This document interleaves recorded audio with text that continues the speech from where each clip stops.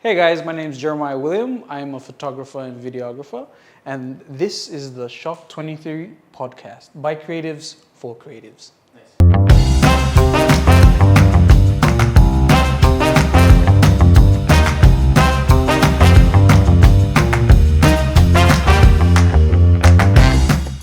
Hi, I'm Shawk23, and this is the Shawk23 Podcast. This is the podcast by creatives for creatives, where I talk with other people in the creative and media industry, and we share our knowledge and our experiences. My guest for today is Jeremiah William of Aesthetic P&G. Welcome to the show. Hey Chan, thanks for having me, and what's this today? Saturday. All the people out there, have a good day. Okay. Thanks for having me here. Yeah, it's good to be on the show. Yeah, For those of you who don't know, Jeremiah is basically my sound guy and also my cameraman as well. This episode is like another episode where I feature my crew because they're important members of my team. But before we get into our main discussion, here is a word from our sponsors. The Shawk23 Podcast is proudly sponsored by Smart Hills Corporate Solutions. Smart Hills Corporate Solutions provide IT solutions for corporate businesses and creatives like myself. They provide a wide range of products and services and are certified resellers of software such as Microsoft Office, Adobe Creative Cloud, Wondershare, and more. To find out more, please visit their website on www.smarthills.com.pg. Now back to the show. So, Jeremiah, what do you do? What do I do? Basically, introduce yourself. All right. Hey guys, my name is Jeremiah William. I am actually a student as well, and I started pursuing photography, mainly photography first, in 2024. So in 2020, 2024. Wow, yeah, 2022. That's Sorry, when I glitched for a moment. yeah. So 2022 is like when I actually started, charging people, but when I was like in high school, you have a camera, so you just bring it to school, memories. But then at that point, you're like, just fiddle around with it, take, those really close-up shots of like your calculator and all that stuff. I know you've done it. Bro. Let's not go there. I doodle on everything. Like everything had a doodle on it. But yeah, I think for this episode, I really was interested in talking about the fact that you're a full-time student, but you're also doing your business on the side and how you are balancing that. And basically, first question, what are you a student of? Oh, okay. I am studying... Apart from a student of life, as we all are. I'm considered an observer of life. But yeah, I study economics and development studies. Pretty fun. Yeah. That's huge. Yeah. Yeah, it's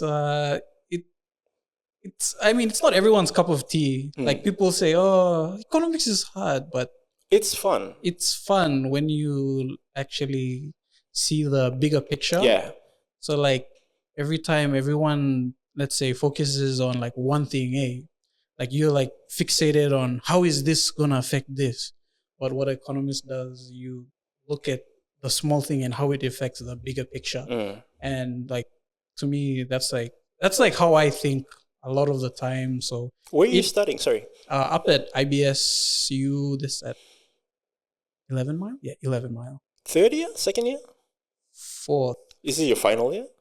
Yes. Last year was supposed to be my final year, but because I didn't, manage my time properly, I messed up one unit, but that's life. Yeah. And, we gotta take the hits and, keep on rolling. But I mean, since I've been doing this, I've also, been helping out with school fees and stuff. So mom and dad were like, it's your money. It's not really our problem anymore. Wow. Your parents are pretty chill, eh? Yeah. I mean, you've met mom and dad, so you know them a bit. They are who they are. Yeah, but it's good. Economics is really a huge topic. Honestly, I would have studied economics if I was a social science student, but I was a science student. So And unfortunately, when I was at Pomnets, they didn't offer, like, there's some schools that offer, like, you can do, you can major in a science stream, but you can take one humanities subject. Oh, yeah. Like I think, I don't know, but like when I was at Pomnets, it was like, no, you are strictly science. It's like, I want to learn about economics as well. Because understanding economics means like you understand money in general, kind of. Well, not exactly money, but it's mainly how to develop and like build. Oh. Yeah, so there's a saying by Jordan Peterson, the basis, the foundation of everything is in economics. If you want to have, like, for example, like take our country now, the basics of economics is like how do you get your people fed, how to how much, so they can like work a workflow, so they can have money to do what they want. How does that develop them? How does it develop the country as a whole? You start from the small things. So like you may have noticed that we don't import much. I mean export much of our agriculture, right? So like it's because we don't actually export agriculture means we don't produce enough for ourselves. Hence our high prices in food, and our imported products are much more expensive. So like that's the basic. So once you have everyone fed properly, once you have all of this stuff done, the basics, the foundation, you can move on to more like creative stuff. That's why you have countries like developed nations. They have a lot of extracurricular activities and more opportunities because the basics of economics was already like done and done well enough. So you could like start implementing creative jobs. Like, yeah. So the more developed the country is, the more creative jobs that'll be available.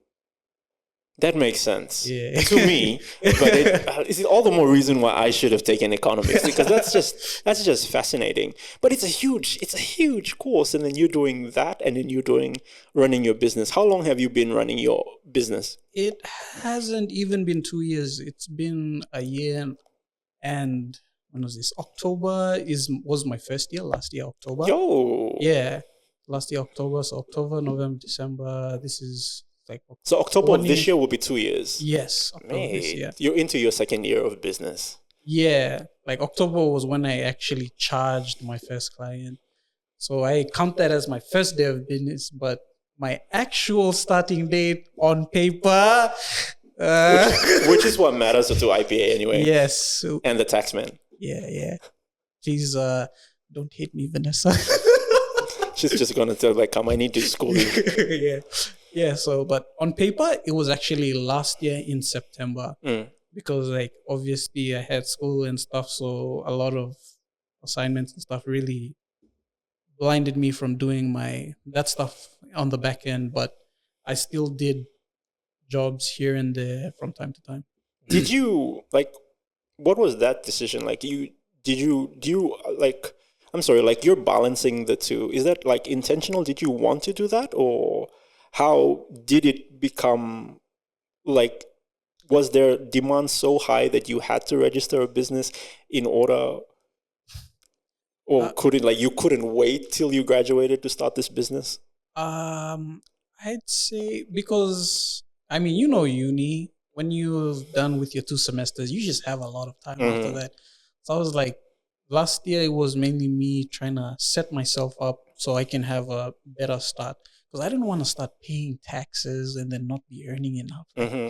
Yeah, so that whole first year was me trying to actually network and talk with people, put myself in the right places. Was this before you registered on paper? Or? Yeah, before I registered. So that first year of me. So you had the idea and the intention to actually do that.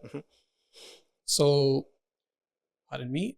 No, sorry, let me recollect a bit. So yeah, that the registering was mainly because I've built something, and it's like I can easily do this on the side. Like, this is my end goal is to have this on the side because I mainly do events. So my target was mainly corporates and those high class events sort of thing. So, most corporate events, when do they happen? In the night. Yeah. So I can that was my original thought. I can just go to work and then put in the extra hours on the side but you know, Expectation versus reality. You just had yeah, one of those moments. yeah. I was like, I had like a really, like, I was really thinking to myself, and I decided to throw in a bit more money into it, and actually had to prove myself to my parents Mm. that I could do this before they were like, okay, we'll start helping you. I think I started out like roughly when for doing some like I mainly did stuff for church. Mm-hmm. So just did like regular photos and stuff. Like dad bought a camera, so I was like, okay, might as well. This was a year prior to me starting like charging people.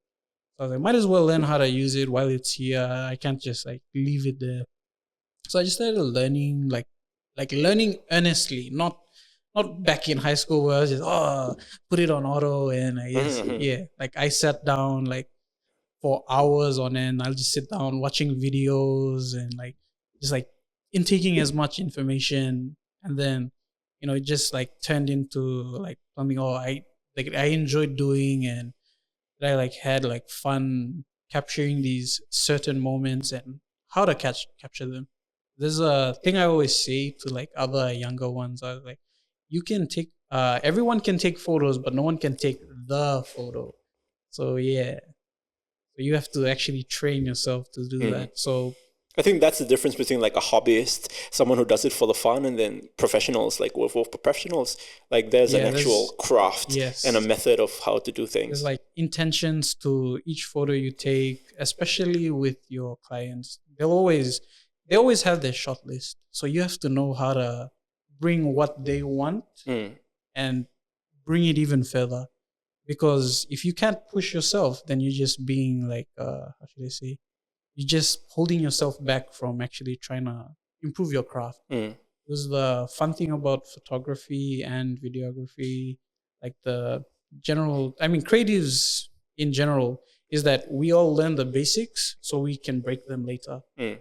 And that's how you have people with their style of Yeah, photography that's an or interesting point to be, because I think a lot of people ignore the fundamentals or the foundations. mm, They really want the effects, the fancy yeah, the thing. fancy Like I've stuff. seen a lot of people who are so obsessed with like color grading and transitions, and then Mhm. like the basic shot composition, it just It's not feels the off. Like you can tell, yeah, yeah. and like especially in art as well. Like there's a lot of people. There are a lot of artists that I know who are really good at detailing, but their the anatomy is off. Like the arms are shorter, or the face looks weird, but they can do like incredible detail. Mhm. And it always, I mean, when I see that, it reminds me, no, we got to go back to the fundamentals and the Yeah. foundations and get that right. Yeah, that's like I know it's something that's essential for anyone trying to get into like anything creative. I mean, not really. We're born Mm, creative. Like when we're little, what do we do when we see someone drawing with a pencil? mm, Give me. Because we're all born creative. We just have to like a muscle. You have to mm. continuously Train practice it. and Mm, train it. So for us, like for myself, I mean I intake a lot of like graphic art and like anime movies and stuff. So like the more you intake of a certain style of things, is like you gain that like sight of how they do stuff. And then when you go down into the basics of how they do stuff, yeah. you see like you watch movies or you look at something like if you watch anime like for you or cartoons, you see like, oh wow, so how did they like do this? Mm, So that's like that's like something that like really, piques your interest a bit more. So like for photography, like it's like let's say this bottle of water, right? How can we make this look better? mm-hmm. So like when you look at it from like a certain angle, it's like, oh, it's just a normal piece of water. But if you have someone who knows how to do like proper product Yeah. photography, they'll just like spice it up Mm. and yeah, all that.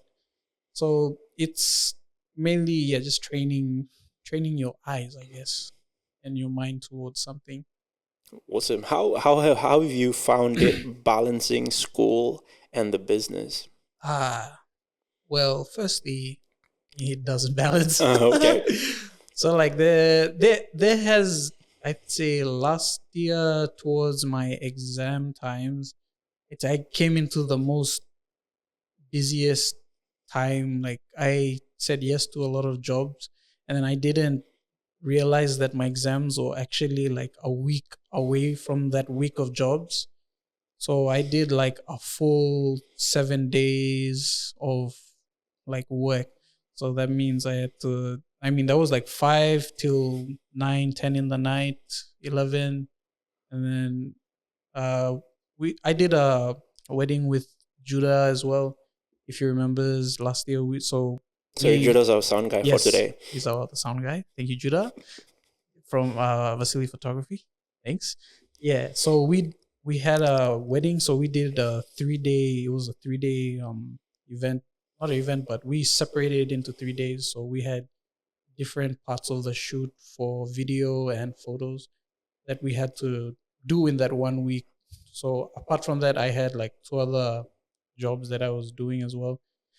So yeah, so it was basically see everyone in the morning, do drop offs, and I get back by 1, wake up, continue. So I did that for that week, and then had to make sure the editing and stuff was done the following week. And then I studied for my and the exams were, it was so rubbish. Sorry, pardon me, but it was so like the exams, I thought they would be at least like a day apart, but everything was like 1 day after the other. I was like, I dug You forgot what uni was like. I made this bed. I made this bed. So I was like, I made this bed. I'll sleep in it. I'll sleep in it. So yeah, but yeah, because of that, I had to. I'll be repeating 1 unit again this year, but I'd say that's the price we pay sometimes when we don't manage ourselves properly, and that's a very important thing. And that's my lesson. That's my lesson learned from all of that. So I got my marks and I was like, oh, everything's good. And I just went to that 1 unit. Yeah. But that's good. I think it's good that you're accountable. You're holding yourself accountable. Not a lot of people, have the guts to do that. It's like, And I think that's where real growth happens. Like, it's the hard. We learn better when there's pain involved. Mm-hmm. That's why it's very brave when we start confronting these things. Because if we keep pushing them or blaming somebody else, we miss the lesson. And now you have a good lesson on how to manage your time better. Yeah. You sound sorry. You sound like really, like just from how you describe it, do you have a team or do you do everything by yourself? I do everything by myself. What? Yeah. So what do you do? Like, what do you actually do? Well. So you take the photos, you edit them. Yeah. I mean, that's the usual for all creatives, like in the photography and videography space. Like if it's not a really big project, then we like divide up the work. But if it's a small project, we don't divide. But if it's a really big project, like I said, the wedding, we split it into who's doing video, who's doing photos, who's doing editing for videos, who's doing editing for photos. That's how we split up everything. But otherwise, most of the stuff I do, it's just. So for big events, you hire out, delegate? Big collaborate? Events, it depends on the client. If they need like more photographers, then I actually will bring on someone else. Oh, okay. Yeah. So they don't pay you and then you pay other people. You suggest, you recommend. How does that business model work? Now that I include the rates into my quotes. Okay. Yeah, so they're my contractors, so I just do that and then have the big quote, and then it's all put out as expenses, as business expenses, so I don't pay tax on that. So you're what's the word?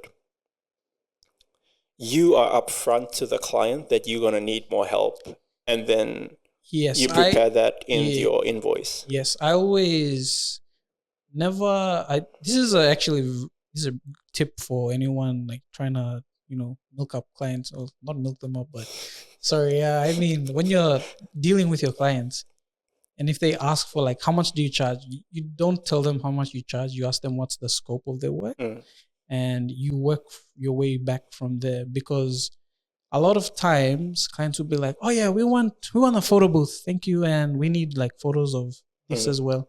So then the day comes and then you find out that they want photos for something else, but there's no one to man the photo booth. Yeah. And then like people are there lining up waiting, and then you're like, oh, I really needed help this day, but I don't have the budget to bring them in to actually put them there to work. So it's very important to. I mean, this is something I I watched a lot of YouTube videos on how to do that, and people how they manage their stuff in sales and stuff like that before I actually started dealing with clients. So like prior to me actually dealing with clients, I studied like how to run that side of the business. So I didn't go in like I wasn't just shoved in there, but I had understanding of the basics, like the basics. And then as I continued to work it, like I added up, and you learn and more as you go on. Because not a lot of people think that's important, like communication skills. And if you're good at, and communication skills can also be a very good advantage. And that's how you can separate yourself from the rest of your competition. A lot of people don't see that. They think that it's just the craft. But it's like, no, if you're good at customer service or creating a better customer experience as well, and if you're someone who's easy to work with and reliable, man, that can make a difference between who someone hires. Because there are some people that are talented, but they're just terrible to work with. And people would rather hire someone that's easy to work with and causes less problems than hire someone who's extremely talented but difficult to work with. So it's good that you're invested in those communication skills as well.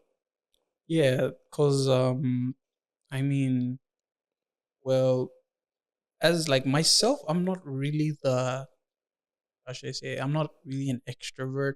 I mean, same. Yeah. Hard to believe, but yeah. So like, I have like during events, people think I'm extroverted because like I'm very like I talk a lot to my, especially guests when they, because as photographers, your client, especially when you're doing events, actually, when they come to the photo booth, they're like all stiff, but it's because like you don't have any connection with the person, and it's like they're not having, let's say, I know you, right? So it's not like, Chan's taking your photo, but it's the photographer's taking your photo. There's no closeness. So you have to find a way to build that closeness in the short amount of time, which means expending more energy. It's the cost, Yeah. So like a lot of times after, especially like those type of social events, it just wears me out. Yeah. So like going towards the end of the night, like I start closing down the doors of like, it just like your social battery gets drained. But then it's your job to do that, so I have to force out the last bit of energy until so like when time is time and they're like, okay, we're done, that's it. I would like close down everything. Even people who like really comfortable already with me, like from the event, they're coming. Okay, we take it. I'm sorry, we're on the clock. We're just packing up, so we just like packed everything up. Nothing against you, but I want to go home. True. You're just making me think of like those much bigger events companies. Yeah. And like they have like the whole rig and the whole setup and like and then like that. I'm pretty sure like when the hours drag on, they just want to pack up and go home. Yeah. Because I remember like when I worked at TV1, we used to cover the rugby. Like it was a hassle. Like it takes a while to set up, but then it also takes a while to pack up as well. So usually when the game is over, we're staying back 2, 3, 4 hours just to make sure everything is packed away. What's a typical day for you like at an event? How does that workflow start? Okay, event. So usually like clients, they'll ask, can you like come in at a certain time? So my best advice would be come in an hour or two earlier, especially if you're like installing like a lot of stuff.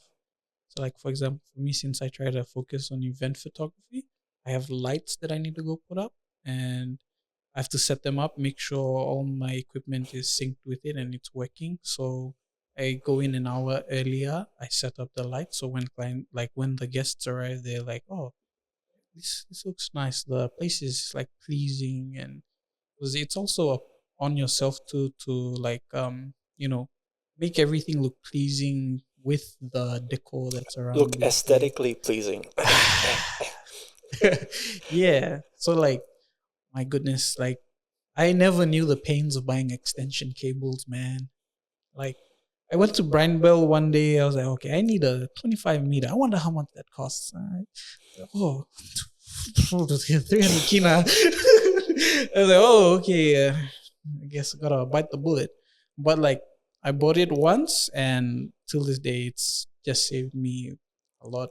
But that's the price you pay for being like prepared and Mm-hmm. the stuff you need. Like it's really funny when you like look back and then like you see everything you've like gotten from the start, like your assets and stuff. Hey, so like how I mainly started out, I bit the bullet and I just sacrificed like everything that I got. So if the only thing I paid for would be like especially when I started out, the only things I paid for was fuel to get to where I needed to go. If I didn't have fuel, my parents would be like, "Oh yeah, don't worry." So You're very that was supportive parents. very supportive, and I'm very thankful for them. Yeah, so all of that, it was just like me just putting everything into that, and like I think how I started off, it was like how should I say, we did a church conference and we had to hire people to come do our live streaming. Mm-hmm. So the person who did live streaming, I didn't know him personally, but he was recommended to me.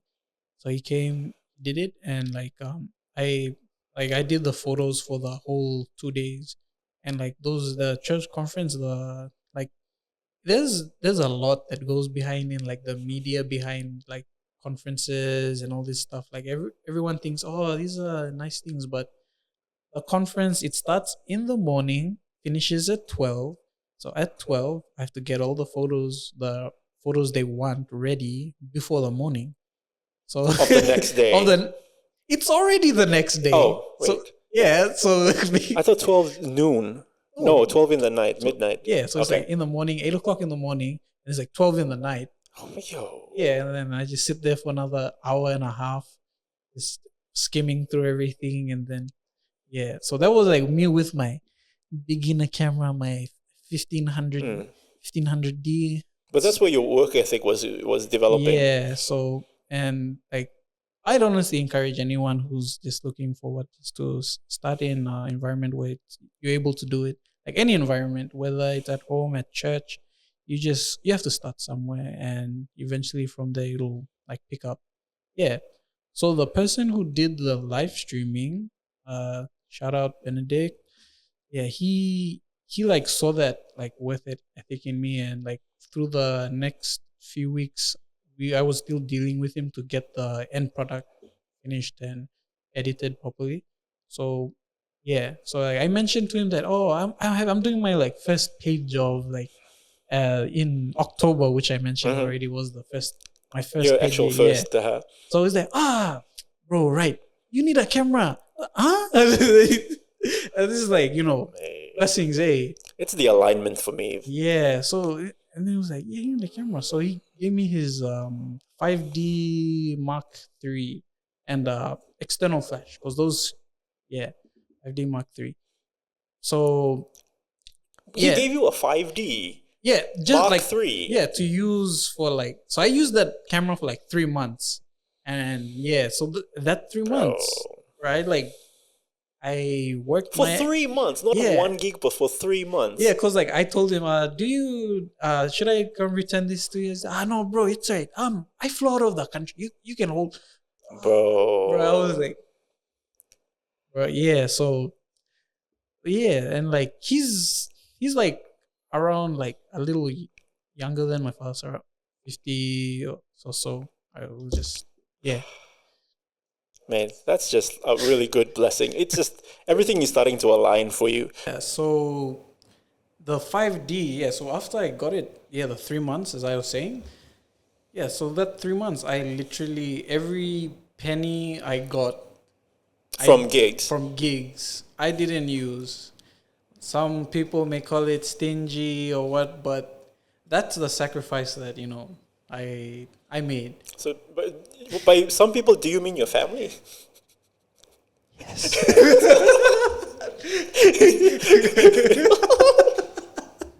So I had to ask. Well, mom. Well, not. I mean, like. Anyway, you did what you did. From an outside perspective, mom and dad were really understanding. They saw that I put a lot of time, put a lot of effort. So yeah, after that 3 months of me using the 5D, I had to, obviously everything comes to an end, so I had to give it back. And as I was giving back, like I had already a few thousand saved up, but it wasn't enough for all my gear. So like I I asked my parents, and then they saw how committed I was already, the amount of time I put in, and they like agreed to lend me some money to actually get my very own camera, professional grade camera, which was the 90D.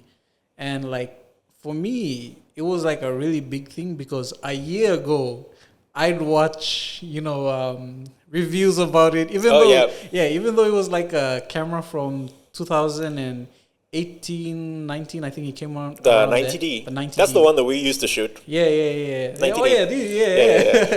Yeah. So like that was like it was sort of like a gateway to mirrorless cameras. If I continue on this, it'll go into a whole lot of things, but it was basically a DSLR that behaved like a mirrorless. So I was like, okay, it's cost kind of like the best of both worlds, kind of like so the good in between.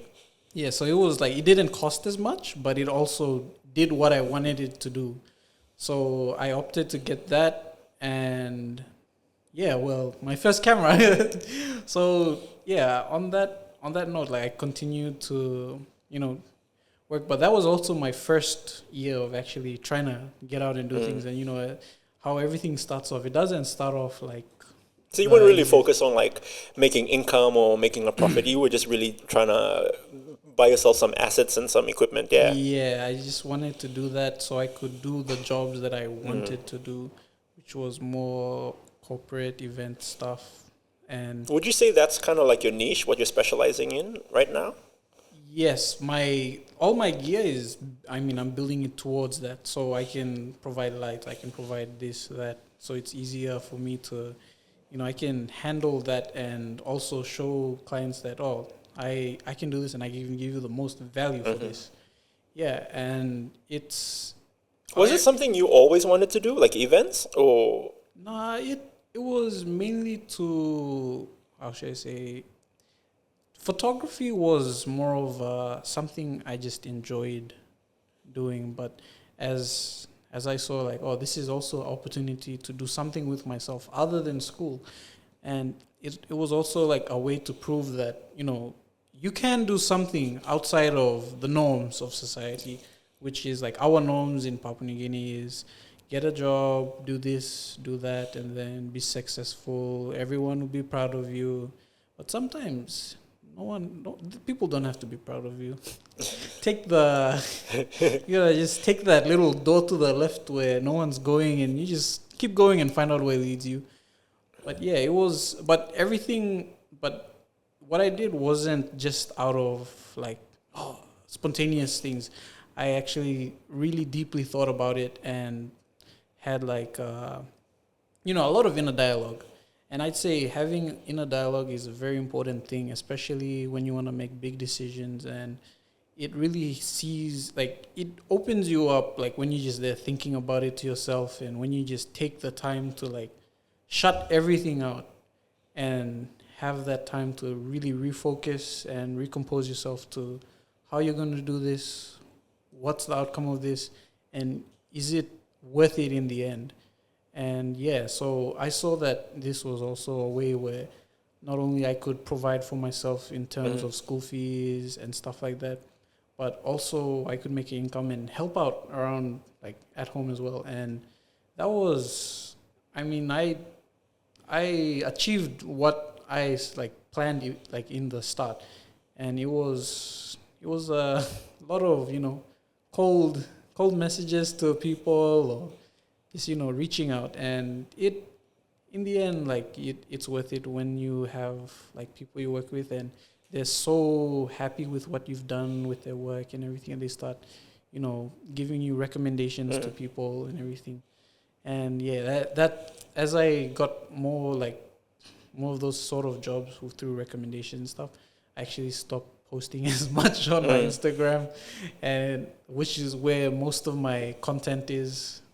I tried going on Facebook, but I don't know, it didn't let me upload something, and I was like, you know what, give up.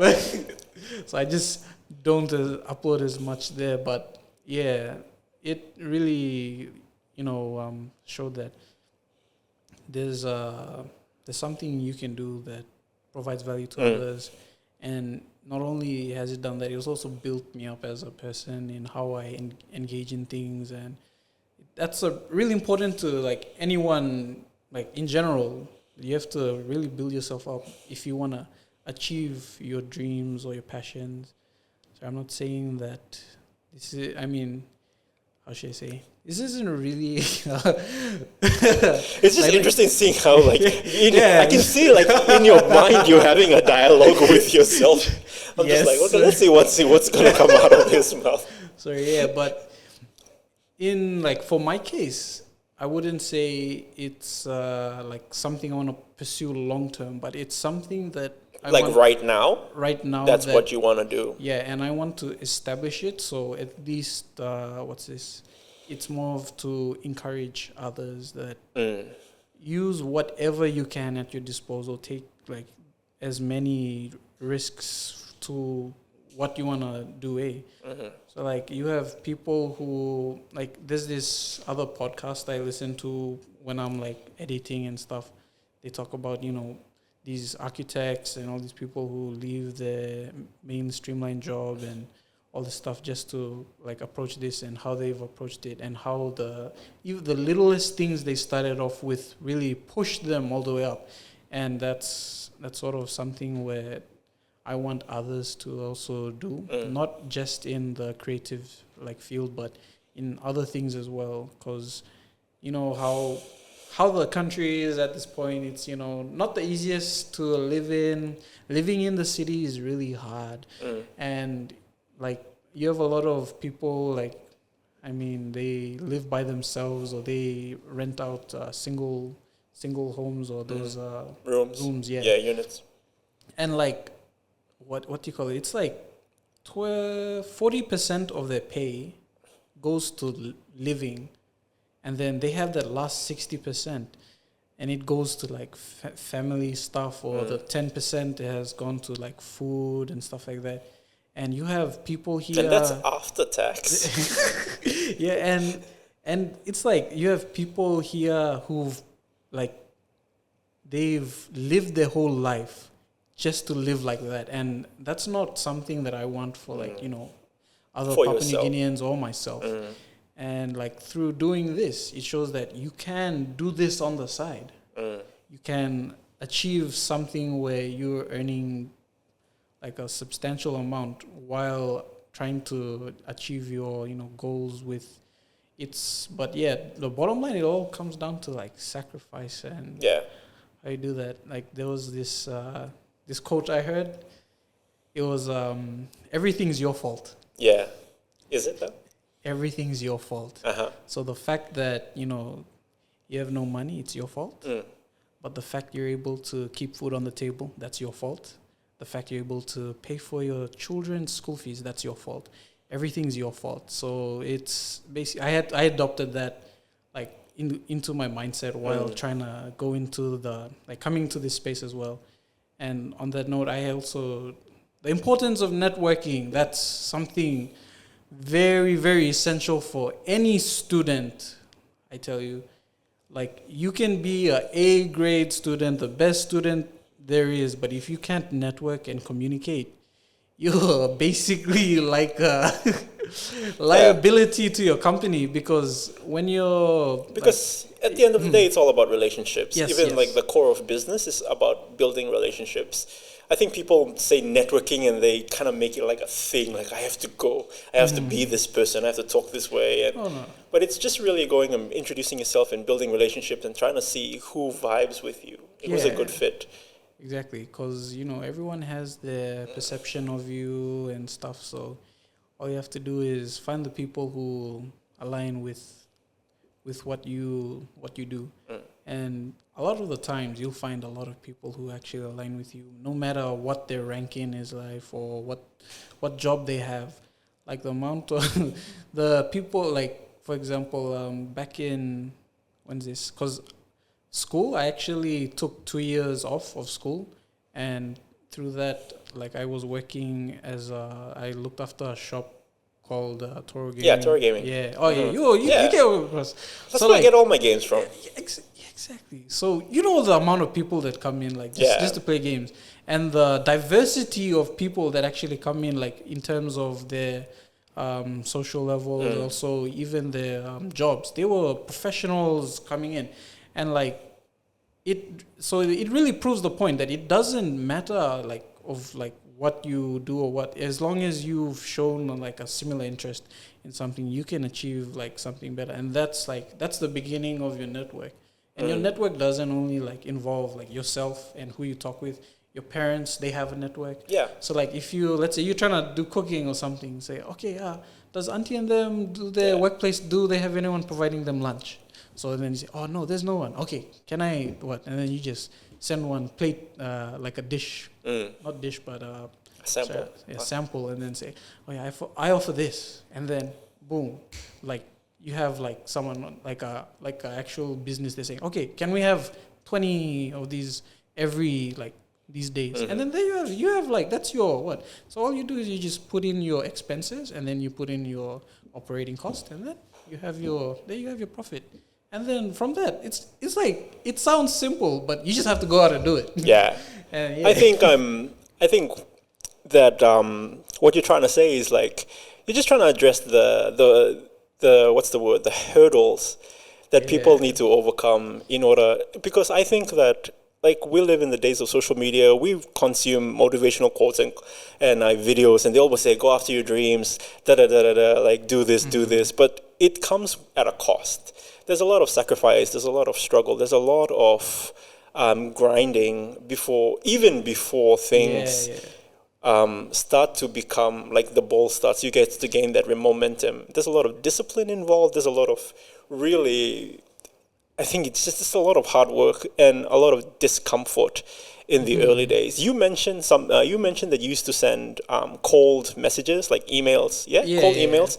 But I'm pretty sure that you had to have certain like things prepared, like a portfolio or something like that.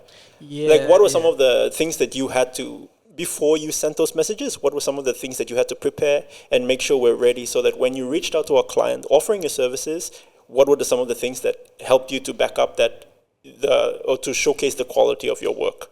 Yes, so I'd say, especially for for our side, the creative side, especially when you're starting out, you have nothing but your, what you like to do for fun. And unfortunately, what you like to do for fun isn't what clients are looking for. So prior to actually sending those things, I did a lot of free jobs here and there, just so I could build up the portfolio in the event space. Yes, in the event space, as well as my church work as well. Since it was like I had to do quick turnovers, as well as it was like full day coverage like that. I used that as part of my portfolio. So that was also something that also helped, convey that I'm able to showcase the story behind of your convention or your event, as well as that I'm capable of producing this type of quality of work and at this time frame. You've had to deal with a lot of no's. Yeah, everyone. Or people didn't take you seriously. How many? Would you put a number on that? Like, or do you I think a better question is like, what is your attitude towards rejection? Because it happens. Yeah, it happens. Rejection happens, and there's really no reason for you to stay on it, eh? So whenever there was a no or there was no reply at all, I was like, okay, next one. Let's see who else. Because the truth about the media industry in PNG right now is there's a lot of need for it. But it's high in demand. Like so many people popping up here and there. People don't really market themselves the proper way to actually go into those spaces. And I'd say, what's the proper way to market yourself? The proper way to market yourself. Well, as I said, it's just doing those jobs. Especially if you're starting new, you have to bite the what's the thing called again? Bite the dust sometimes. Bite the dust. I think that's a saying. I- If not, we're just gonna Okay, let's we'll find. put it on a shirt. Yeah, we'll put it on the shirt. Yeah. You just gotta put yourself in positions where you're able to do that work, whether it's for free, whether it's for low pay. But if you know you want to do this particular thing, you have to put yourselves in those positions. And those, you won't get to put yourselves in those positions unless you take those steps and, like you inbox other creators or stuff like that, say, and like you keep mingling. Basically, just collecting. Yeah. Just what's the word? Like building your reputation and building and getting like collecting enough work to build a proper portfolio. Yeah, it could be even like 2-3 jobs, but you showcase the particular photos where you feel that you've conveyed the message of these jobs, and it really helps to push that out. But yeah, but one thing also about like the creative space, you have to do everything. Yeah. Like you can't. I mean, I say niching is I do niching, but the reality of it is you won't be niched into a particular thing. Sometimes something different will come up, and that's also opportunity for you to learn. There's been like a number of times where people ask, "Do you do this?" And I had no idea, but I said yes. Oh, okay, you're one of those, eh? Yeah. So when I think it was what's his name, Richard Branson, the owner for Virgin Airways. I think that's his motto. Yeah. He's like, if somebody gives you a job that's too big for you, just say yes and then go back and figure out how to do it. Yeah. So like those jobs, I do them. I come home, and then for the next 3 days, I just sit down and learn how to do them. So I mean, like you know the saying, the what do you call it, the 20-minute tutorial, but when you watch a 20-minute tutorial for 1 hour. Oh yeah. Yeah. So it was basically a whole number of those, but it pays off because in the end you've just built your skill set and you're capable of doing something new, and that's something that's priceless. Yeah. You mentioned earlier that when you talk to our clients, they give you a short list. Can you explain to our audience what a short list is and what does the client expect? Yeah, short lists, they either give you one, or it's best to always communicate with your clients what type of shots they want, especially, like as I said, for events, they want to convey something like a look and feel, yeah? So there's like the regular shots where you take is the main speakers, handshakes, all this, but then there's something particular that they wanted to feel like this, or we want this branding inside. So you have to make sure those little things also inside how you frame your photos and stuff like that. And yeah, that's basically what like a shot list is. It's just the little details they need for whatever purpose they want. Yeah. Do you sit down with your client and determine the list, or is that something they've prepared on their end and then they give it to you? Yeah, most of the time they prepare it, but if they haven't, I give them a bit of time and like I just throw in a few recommendations, suggestions. What I usually do and stuff, and then they add on a little bit more. And if it's achievable, I tell them, and if it's not, I say, okay, we can do this, but it's this here can't be done with the type of venue we have. But these other ones, yeah. So just to clarify everything, yeah. What do you think what kind of value do the clients get from, in your opinion, from you photographing their events? Like, what do you think it does for their company or for their brand? Yeah, so for that, it's mainly to show I'd say, what's the word I'm looking for? Sorry, pardon me. So go take your time, gather your thoughts. I think it's the culture of the company that they want to like further more. If they have like a more familial type of work culture, then you want to introduce that by having like certain edits that have a more warmer feeling, or like you want to have more photos like delivered to them that are of people like enjoying the event and stuff like that. That's more focused to that sort of culture.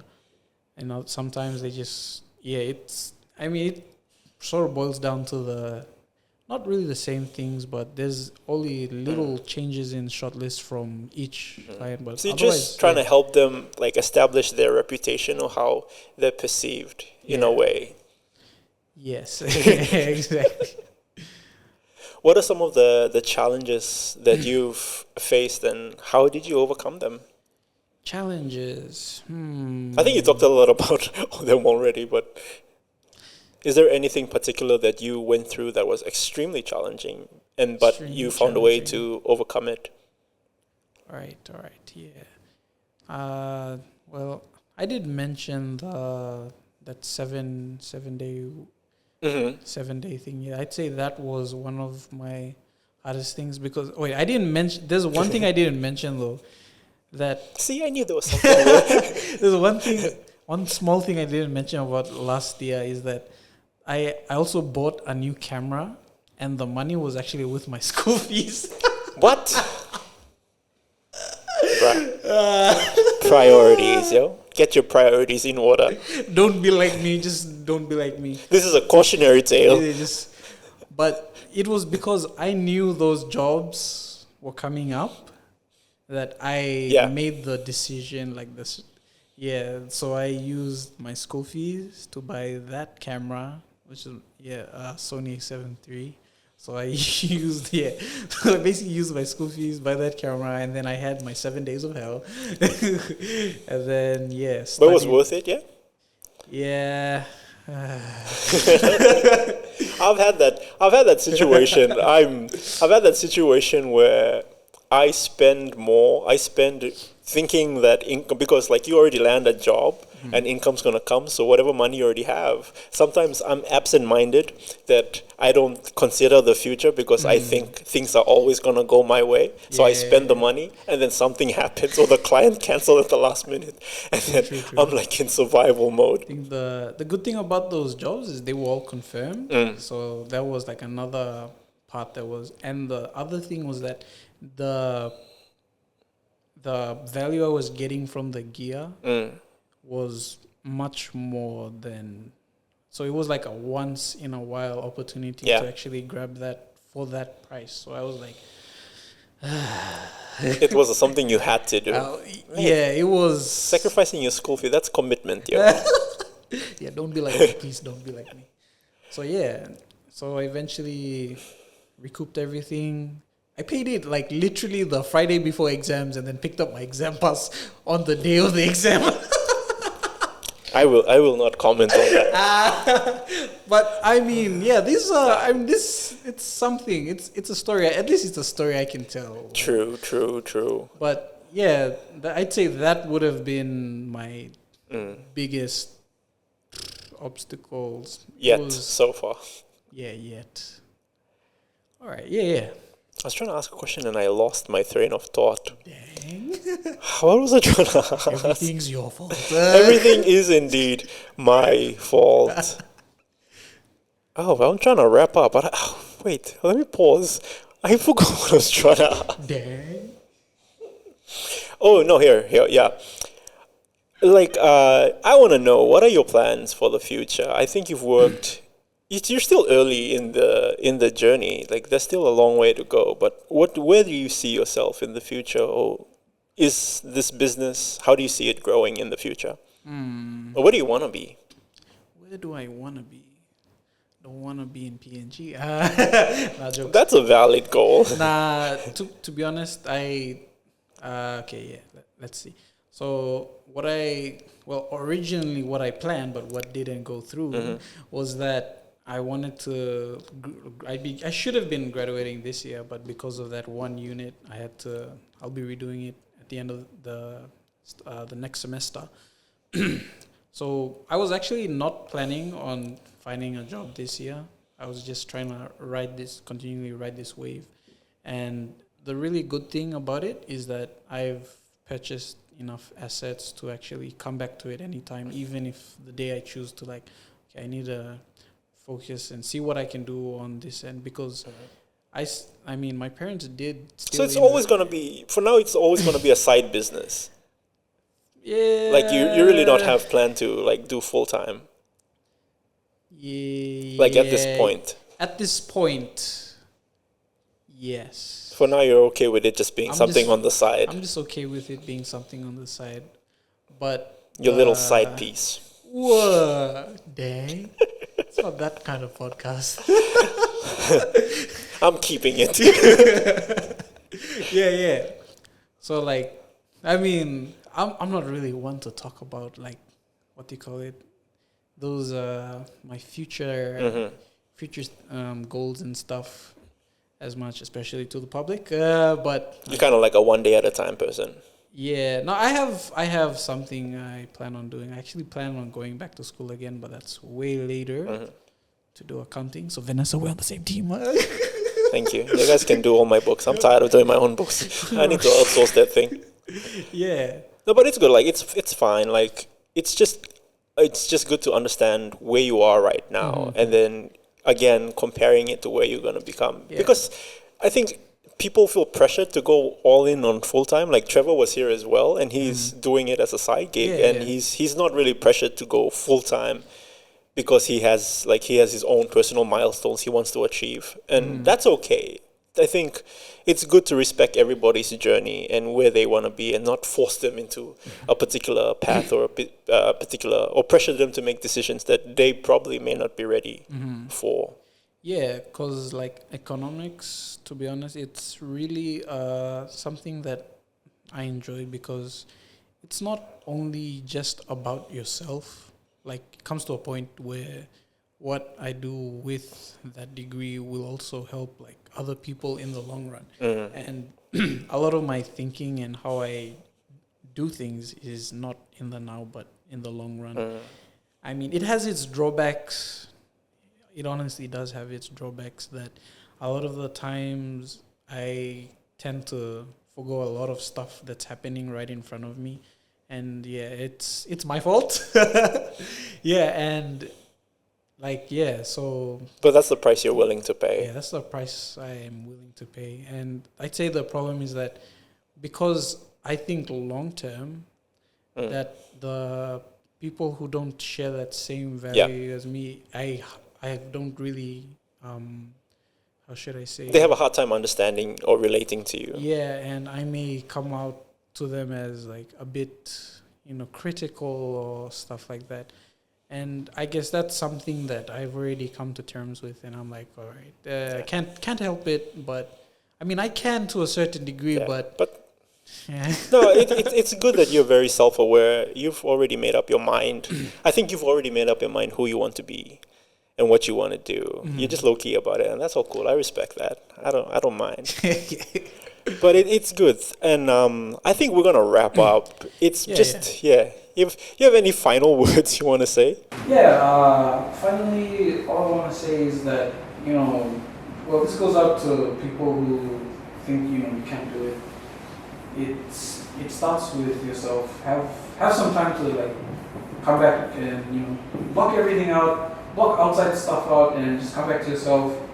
Find out what makes you tick, because once you learn how to manage yourself, you'll be able to manage something outside of yourself even better. Yeah, and I'd say that's a main thing. And take risks, calculated risks, but risks.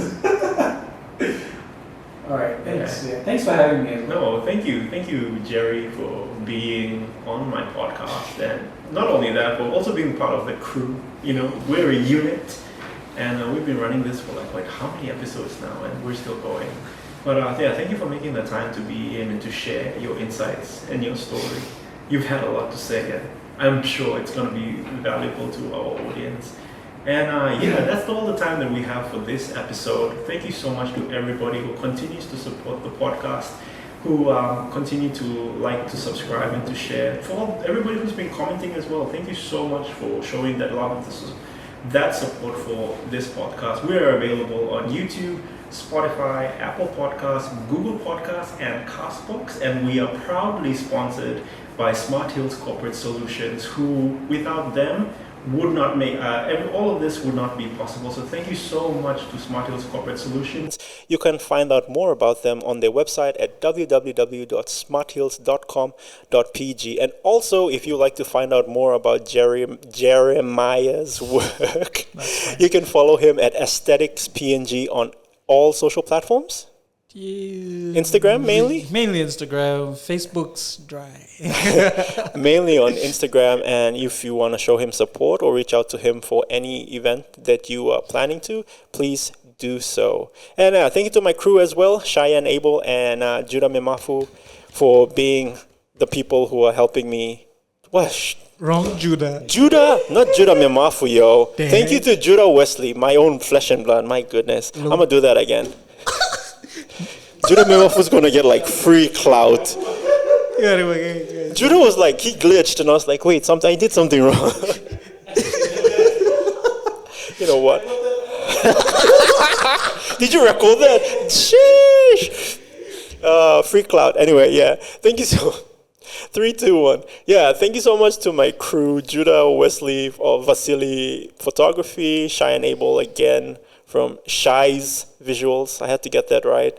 Thank you so much for always being a part of this crew. And yeah, I think that's all. And to all my creatives, embrace your weird, dream big, and always remember all things are possible to those who believe. I am Shawk23. Haparua.